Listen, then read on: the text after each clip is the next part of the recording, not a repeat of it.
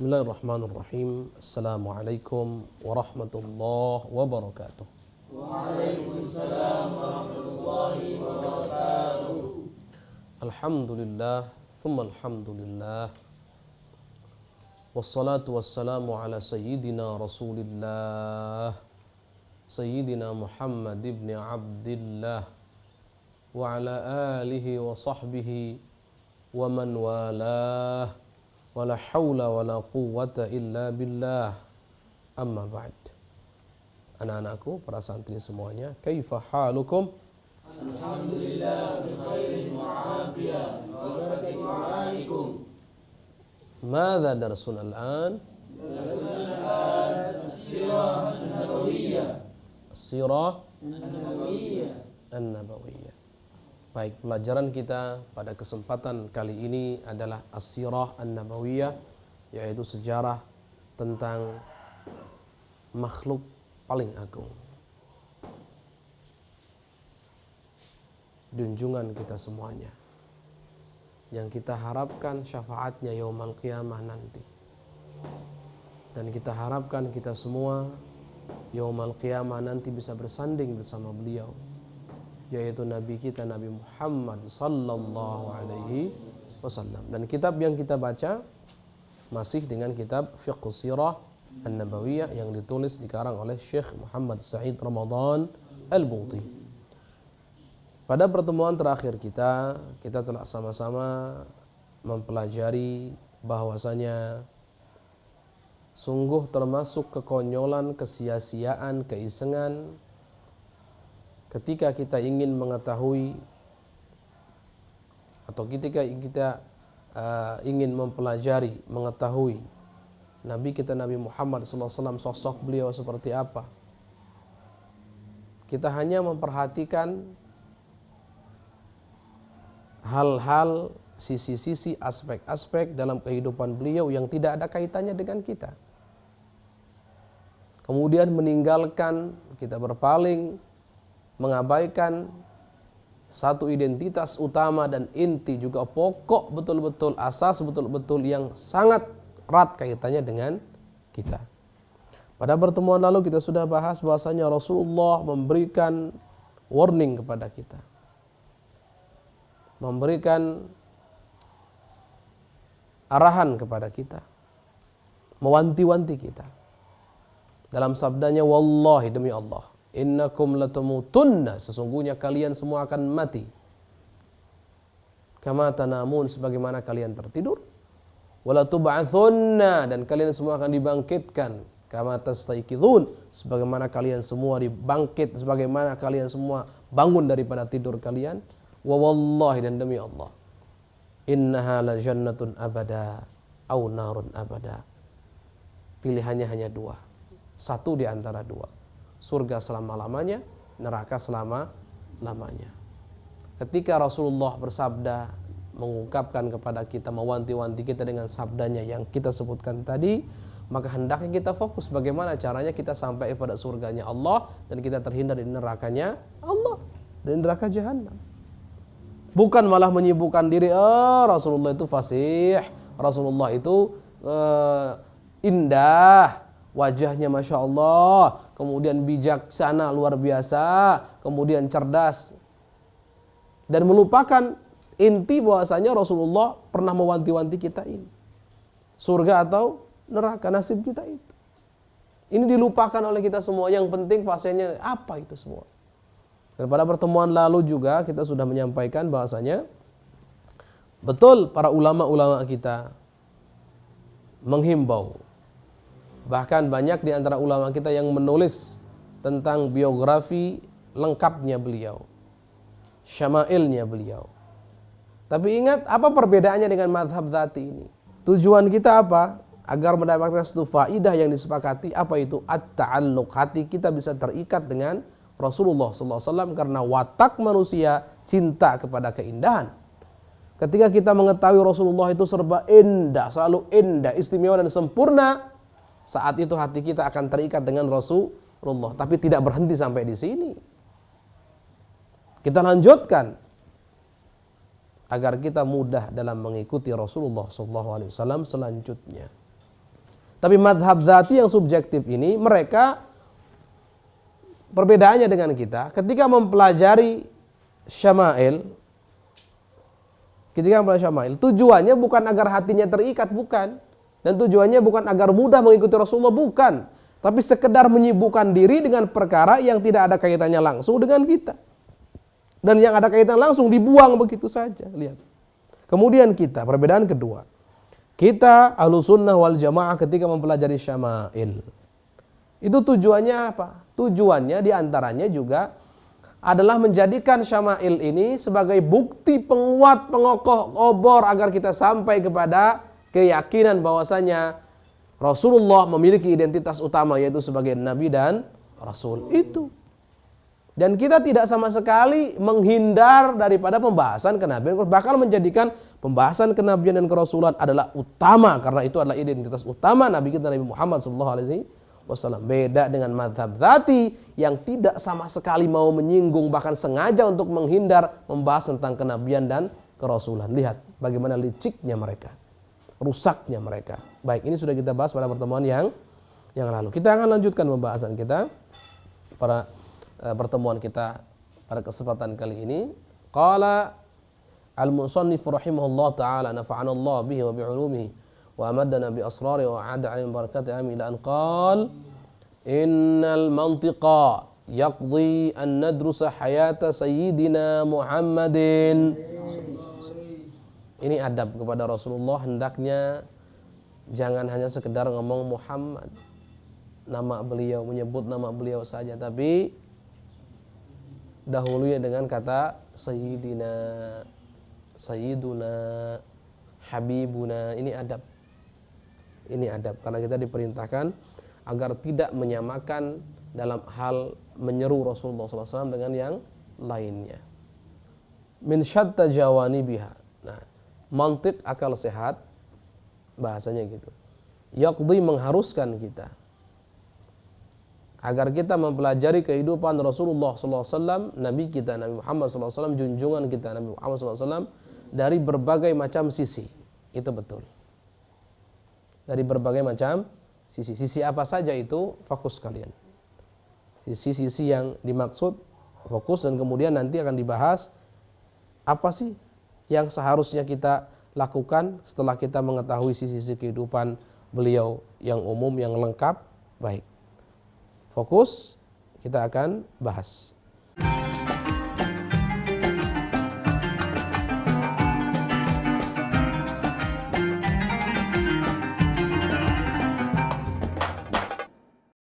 Ingin tambah ilmu dan wawasan Islam meskipun di rumah aja?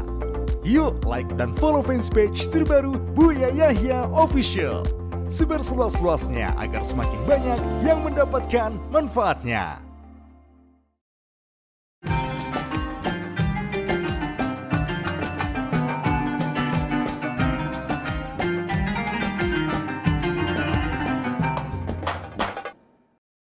Baik. Sisi apa sajakah itu? Nasyatihi, dari mulai pertumbuhan beliau, wa akhlaqihi, akhlak beliau, wa hayati syakhsiyah wal baitiyah, dan kehidupan beliau secara personal pribadi, juga kehidupan beliau di dalam rumah, artinya bersama istrinya, bersama anaknya. Baik. Wa sabrihi wa kifahihi, dan sabarnya beliau dan juga perjuangan beliau, Masya Allah. Wa silmihi wa harbihi, dan langkah damai beliau, juga peperangannya beliau yang dilakukan beliau. Wa ta'amuli ma asdiqaihi wa adaihi, dan interaksi beliau dengan kawan-kawannya, juga interaksi beliau dengan musuh-musuhnya. Wa mauqifihi minad dunya wa ahwaiha wa zukhrufiha, dan bagaimana posisi Rasulullah SAW ketika berinteraksi dengan dunia. Bagaimana posisi Rasulullah dengan dunia itu, dan dengan hal-hal yang menarik yang diinginkan oleh hawa nafsu dunia, dan dengan gemerlapnya dunia. Bagaimana sih Rasulullah bersikap dengan dunia ini? Baik. dirasatan mawdu'iyatan tatawakkhas sidqa wa diqqah bina'an 'ala al-manhaj al-'ilmi alladhi yaqdi bi ittiba'i qawaid ar-riwayah wal isnad wa syurut as-sihhati fiha. Nah, baik.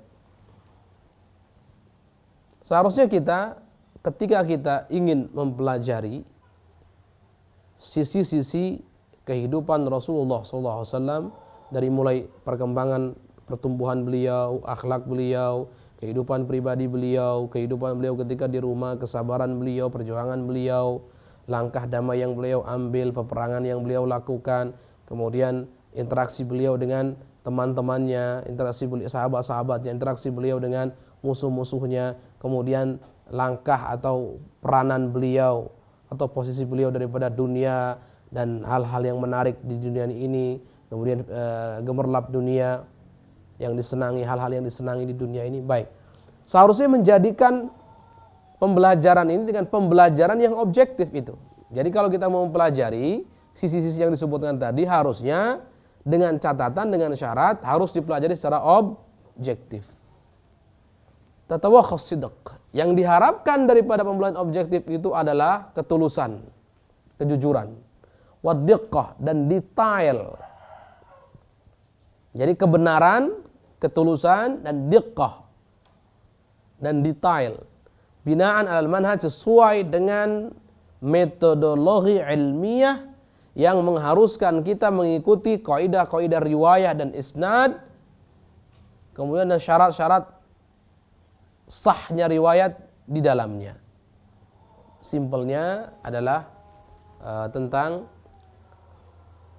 al-qawaid mustalah hadis dan al-jarh wa ta'dil dalam hal ini. Nah, harusnya begitu. Kita mau mempelajari sisi kehidupan beliau, ya. Baik, kalaupun kita mau mempelajari, maka dengan syarat kita harus mempelajarinya mempelajarinya dengan sangat objektif dan detail sesuai dengan manhajiyah ilmiah, yaitu dalam hal ini mustalah hadis dan jarh wa ta'dil. Beliau mengatakan, aku berkata, innal mantiq yaqdi bi anna dzalika kullah. Memang akal kita ini, rasiologis kita mengharuskan kita mempelajari semua itu, semua sisi itu. Walakin catatannya ala an nattakhidha minhu sullaman lil wusul ila nihayatin min al-ba'ts wad dars nata'akkadu fiha min nubuwwatihi. Nah ini. Tapi catatannya, hendaknya kita menjadikan semua itu sebagai tangga untuk kita bisa sampai kepada tujuan daripada bahas atau pencarian kebenaran dan daripada pembelajaran selama ini. Apa itu? Nata'akkadu fiha min nubuwwati, memperkuat, mempertegas, meyakinkan kenabian Rasulullah SAW adalah benar dan yakin. Lihat. Karena itu intinya. Wa natabayyanu fiha haqiqatal wahyi fi hayatihi, dan juga memperjelas hakikat wahyu yang diturunkan oleh Allah melalui perantara malaikat Jibril di dalam kehidupan Rasulullah SAW. Seperti apa sih wahyu itu? Dan seterusnya. Apakah wahyu itu hanya khayalan belaka? Apakah wahyu itu hanya pikiran atau angan-angan belaka? Atau memang real dan nyata? Nah itu akan dibahas nanti. Baik. Hatta idza tajalla lana dzalika ba'da al-bahthil mawdu'il mutajarrid an ay hawan aw asabiyatin adrakna anna sallallahu alaihi wasallam lam yakhtari lana min 'indi syir'atan wa ahkama. Sehingga ketika semuanya nampak jelas di hadapan kita, setelah kita melakukan bahas yang objektif, pencarian yang objektif, pembahasan yang objektif, pembelajaran yang objektif, yang terlepas daripada hawa nafsu dan fanatisme, maka saat itu kita akan mengetahui bahwasanya Nabi kita Nabi Muhammad SAW tidaklah menciptakan hal yang baru dari dirinya, tidaklah menciptakan atau mengada-ngada hal yang baru dari dirinya berupa syariat dan hukum, tidak. Tapi syariat dan hukum itu betul-betul berasal dari Allah Subhanahu wa taala. Beliau hanya sebagai orang yang diberi amanat, dan memang betul amanat dalam menyampaikan risalah syariat wahyu yang wajib disampaikan kepada umat manusia. Qada'an mubraman min ladun rabbil alamin. Itu sudah keputusan yang sudah pasti, yang tidak bisa dirubah dari Allah Subhanahu wa taala, Tuhan alam semesta. Wa 'inda idzin natanabbahu ila 'idhami mas'uliyatina tujah hadhihi syara'i wal ahkam ri'ayatan wa tanfidha. Setelah itu, ketika itu kita akan menjadi sadar akan agung dan besarnya tanggung jawab kita terhadap syariat dan hukum-hukum itu yang kita harus jaga dan kita harus laksanakan. Perhatikan di sini. Allah. Akal kita, rasio logis kita memang mengharuskan kita atau membimbing kita untuk mempelajari seluruh aspek kehidupan Rasulullah SAW, mulai dari perkembangan pertumbuhan beliau, kemudian dari akhlak beliau, kemudian dari bagaimana kehidupan beliau secara personal, bagaimana kehidupan beliau di rumah, bagaimana kesabaran beliau, bagaimana perjuangan beliau, bagaimana interaksi beliau dengan sahabat-sahabatnya dan dengan musuh-musuhnya dan seterusnya. Kita pelajari semua itu. Cuman ada syaratnya. Ketika kita mempelajari ada syaratnya. Syarat ini sudah disebutkan tadi, cuman kita perlu pertegas di sini.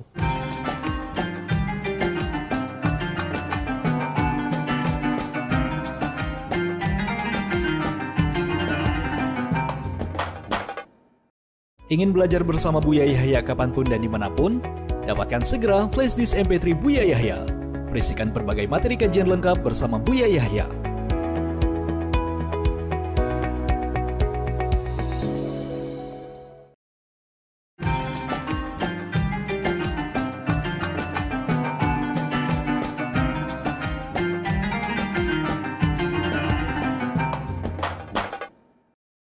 Baik, syaratnya yang pertama yang disebutkan tadi harus sesuai dengan kaidah ilmiah.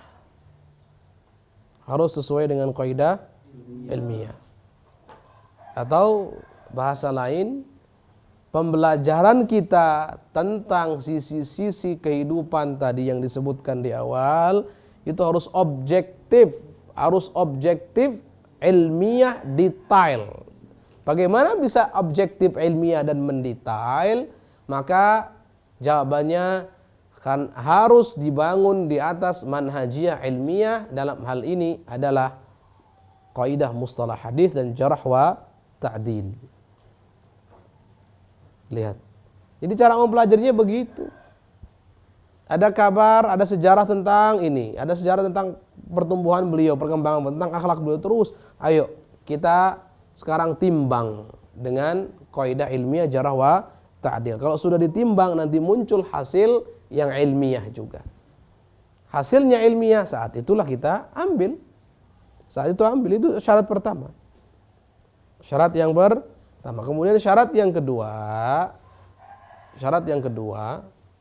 kita jadikan pembelajaran kita yang ilmiah tadi, yang objektif tadi tentang sisi-sisi kehidupan Rasulullah yang sudah disebutkan tadi sebagai tangga agar kita sampai kepada tujuan kita yang utama dan inti. Apa tujuan kita yang utama dan inti dalam hal pembelajaran sejarah Nabi Muhammad SAW? Adalah mempertegas, meyakinkan, menguatkan bahwasanya Rasulullah adalah Rasul yang sungguhan, Rasul yang asli, yang diutus oleh Allah, Nabi yang diutus oleh Allah Subhanahu wa ta'ala. Itu intinya. Karena beliau mengklaim, mengaku sebagai seorang Nabi. Yuk kita pelajari sisi kehidupannya agar kita bisa menilai, agar kita bisa menyimpulkan, mendapatkan fakta. Apakah betul atau tidak? Ternyata setelah kita pelajari, fakta betul, real, nyata. Nabi kita Nabi Muhammad SAW, Nabi yang hakiki, yang asli, yang diutus oleh Allah Subhanahu wa ta'ala untuk menyampaikan risalah kepada umat manusia. Jelas sampai di sini? Baik, dan kita akan yakin bahwasanya Nabi kita Nabi Muhammad sallallahu alaihi wasallam tidak pernah mengada-ngada atau mengada-ngada syariat dari dirinya, tidak. Menciptakan syariat dari dirinya, tidak pernah. Menciptakan hukum dari dirinya sendiri, tidak pernah. Beliau tugasnya adalah menyampaikan saja, menyampaikan hukum atau syariat atau agama yang Allah Subhanahu wa ta'ala amanatkan kepada beliau agar beliau sampaikan kepada umat manusia. Ini faidah belajar sejarah.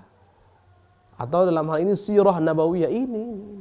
Nomor satu belajar sirah nabawiyah itu agar kita semakin yakin seyakin-yakinnya kuat keyakinan kita, nabi kita adalah nabi yang sungguh, nabi yang benar, nabi yang asli, yang betul-betul diutus oleh Allah Subhanahu wa ta'ala. Tidak pernah mengada-ngada dalam syariatnya, tidak pernah membuat-buat hukum, tidak pernah memalsukan ini, tidak menambah, tidak mengurangi, tidak merubah isi kandungan daripada risalah atau agama yang wajib disampaikan oleh beliau dari Allah Subhanahu wa ta'ala.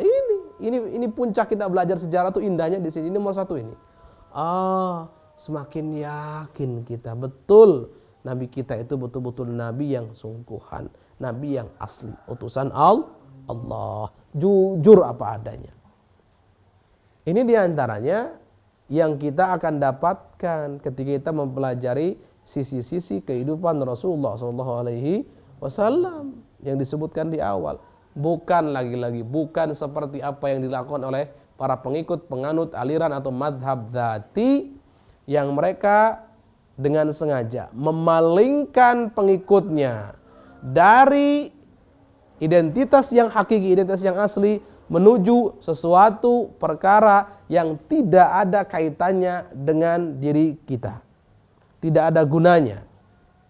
Loh, mungkin pertanyaan lagi-lagi ditegaskan, Ustadz kan itu menjelaskan tentang contoh fasihnya Rasulullah, kan itu akhlak Rasulullah atau itu kelebihan Rasulullah. Menjelaskan tentang kecerdasan itu kan kelebihan Rasulullah dan seterusnya. Iya, betul. Tapi mereka tidak mempelajari kefasihan Rasulullah, kealiman Rasulullah, kecerdasan Rasulullah, kewibawaan Rasulullah sebagai bentuk untuk atau sebagai wujud untuk atau tujuan, tidak bertujuan untuk mengikat hati agar terikat dengan Rasulullah SAW dan mudah mengikuti syariatnya, mudah mengikuti agama yang dibawa oleh Rasulullah SAW. Mereka tidak punya tujuan itu. Mereka cukup mempelajari hal-hal itu, sudah selesai.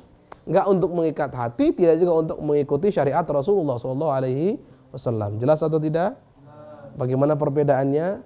Makanya bisa dikatakan itu tidak berguna kalau seperti itu.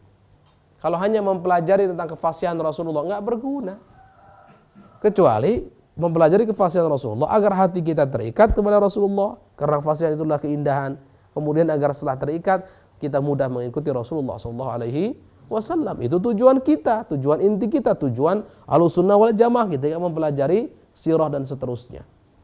Nah, baik, berarti baik mempelajari sirah secara khusus ataupun syama'il secara umum, ulama kita Ahlussunnah wal Jamaah memiliki tujuan yang sangat jelas dan gamblang.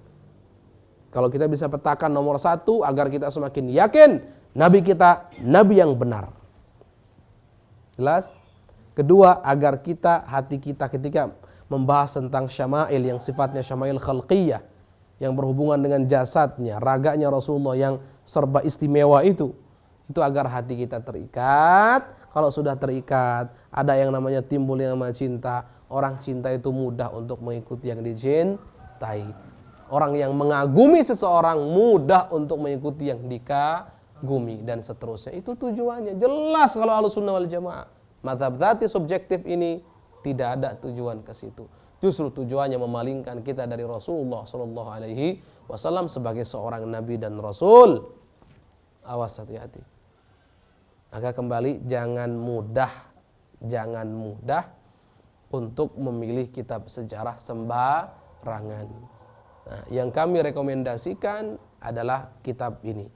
Kami merekomendasikan tidak sembarangan karena kami pernah mengkajinya, juga karena guru-guru mulia kami yang lebih alim ribuan kali lipat, lebih dari segalanya. Bukan kami mengklaim alim, naudzubillah.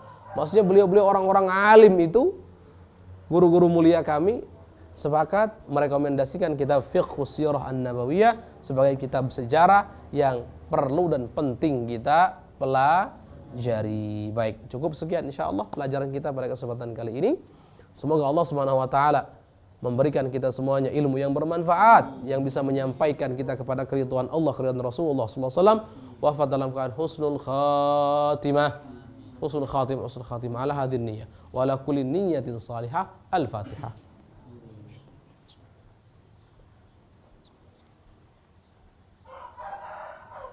Assalamualaikum warahmatullahi wabarakatuh.